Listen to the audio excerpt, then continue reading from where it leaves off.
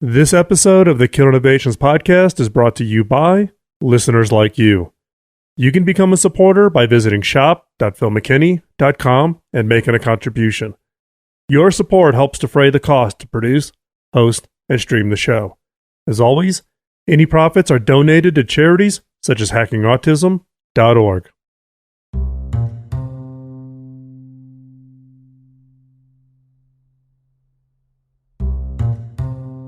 I'm Phil McKinney, and welcome to Season 11 of the Kill Innovations podcast, a show about ideas, creativity, and innovation.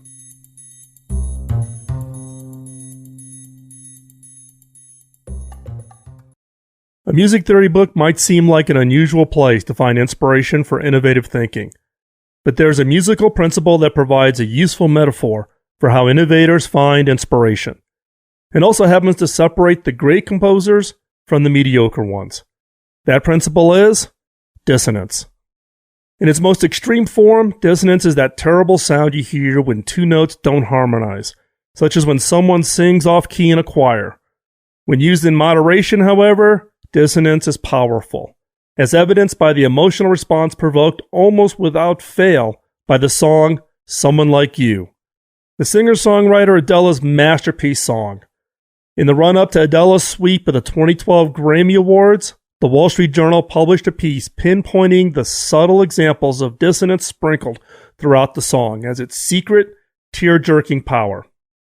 Dissonance, by definition, creates tension and makes listeners crave resolution. Resolution is that natural direction for music to take, and so when it happens, it provides immediate relief without most listeners even realizing the tension was there in the first place. Though it can be difficult to identify as a layperson, the best composers understand its power and use it consciously to make their music more provocative by following the dissonance where it naturally leads them. What can innovators learn from this? Think of musical dissonance as an unnatural phenomenon that must be resolved to allow the natural state of musical harmony to return. The problem is, recognizing disharmony in the real world can be much more difficult than identifying a sour note in a musical composition, since we're so accustomed to seeing certain problems as intractable or natural. When a person can identify the dissonance of their situations, refusing to accept their naturalness, it allows them to lean into the dissonance and follow the path it carves to a logical resolution, the one that most wouldn't consider until it happens. Just as most people can't identify musical dissonance except by the emotion it produces when it resolves. Two inspiring stories of innovation show us how simply recognizing a problem as an unnatural form of dissonance, rather than accepting it as the natural state of things, can open up new creative paths and vital solutions. When Shubhranshu Chadha, a journalist for the BBC, traveled to Chhattisgarh, his home region in India, to cover the escalating guerrilla warfare there, he was troubled by much of the reporting he was seeing. News agencies were portraying the conflict in a two-dimensional black and white manner. They were overlooking complex problems and misrepresenting the voices of the locals. He rejected the narrative that the rebels were all fanatically committed to the opposition Maoist cause. He began asking questions. What was the real reason for the people of his home region were taking up arms? He discovered that rather than a conflict between political ideologies, local communities, even people he had known from childhood, were resorting to armed conflict to draw attention to severe needs. The civil authorities had been ignoring their problems, and so the people living in small rural communities saw joining the rebels as the only opportunity they had to make their voices heard. Chadha left the BBC to work full-time on finding a solution to the problem that could save his home region from further violence. What he came up with was a mobile phone-based news network that the people of his home region could easily use. A grassroots news network that can instantly share user-created news reports without needing the internet. This would be the first of its kind in the world. These poor rural communities had no internet, but nearly everyone had a mobile phone. With the help of an engineer friend, Chadha devised a clever way to reconfigure voicemail playback into a news broadcasting tool that anyone could edit and use.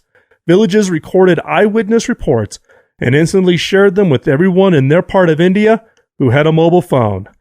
He also created CGNet Soiree, a website that uploaded the citizen news reports and presented them in a professional and edited format.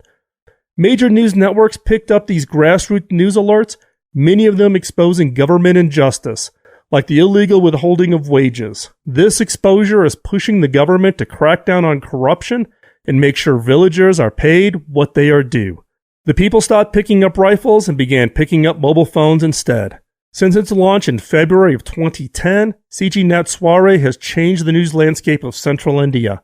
It is the first mobile phone-based network in the world, and many rural communities in other countries are developing their own version.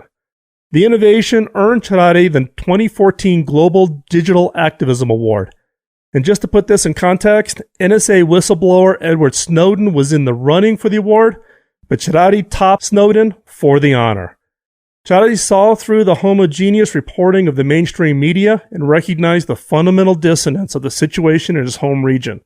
Because the villagers' narratives were never heard, it would have been impossible for anyone not paying close attention to understand the real roots of the problem. The solution isn't highly technical or complicated either, but it's revolutionary innovation that is restoring balance to the way news is reported in India and beyond. A second example of innovation from dissonance started with change. Like many other soldiers, Nick Watson, a former U.S. Army Ranger, experienced difficult transition back into civilian life. He left a world of incredible camaraderie, teamwork, and thrilling if dangerous adventures, and traded for a sedentary lifestyle that was very lonely and dull in comparison, with nothing but his memories to occupy him. Thousands of other soldiers were experiencing the same rough transition. In many cases, it is lethal. The suicide rate among veterans is twice the rate of civilians. Besides the trauma of war, Watson also experienced the suicides of two of his closest Ranger buddies, leaving him distraught and even less able to deal with his new civilian reality.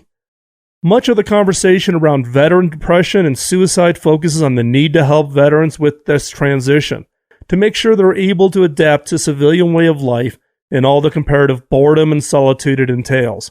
Watson saw a problem with this. He wasn't willing to accept the notion that nothing of military life was useful or positive in civilian life. Rather than accept the dissonance between the two ways of lives as natural, Watson saw an opportunity to help veterans by allowing them to use the positive aspects of the military experience in a non-violent setting. The solution he came up with was team mountaineering expeditions for veterans, which involved camaraderie, intense physical challenges, and the possibility of life or death situations that veterans are especially well equipped to handle. He turned his idea into a company called Veterans Expeditions, or VTEX, co-created with Stacy Bear, another military veteran, which puts veterans on alpine expedition teams that take on adventurous, ambitious mountain climbing adventures, learning mountaineering and wilderness survival skills in the process. His first expedition in 2010 included 16 veterans, and by 2013, he was up to 300 soldiers. The trips have made a huge difference in the lives of struggling veterans, and his brilliant ideas catching on. Nick Watson understood that combat is a life-altering experience that cannot simply be left behind when one returns home. He bridged that seemingly impossible gap between the two ways of life by embracing certain qualities in each and combining them into a natural, logical solution. Dissonance is just one way to describe how innovators see the world, but I find it particularly apt in that so many unexpected innovations spring from disharmony that were invisible to most people, at least until someone decided to resolve them, and then it seems obvious. It's all about training yourself to accept nothing as the natural state of things. Situational dissonance, when something just doesn't seem quite right to you, is a chance to explore the imbalances and inefficiencies that are present everywhere.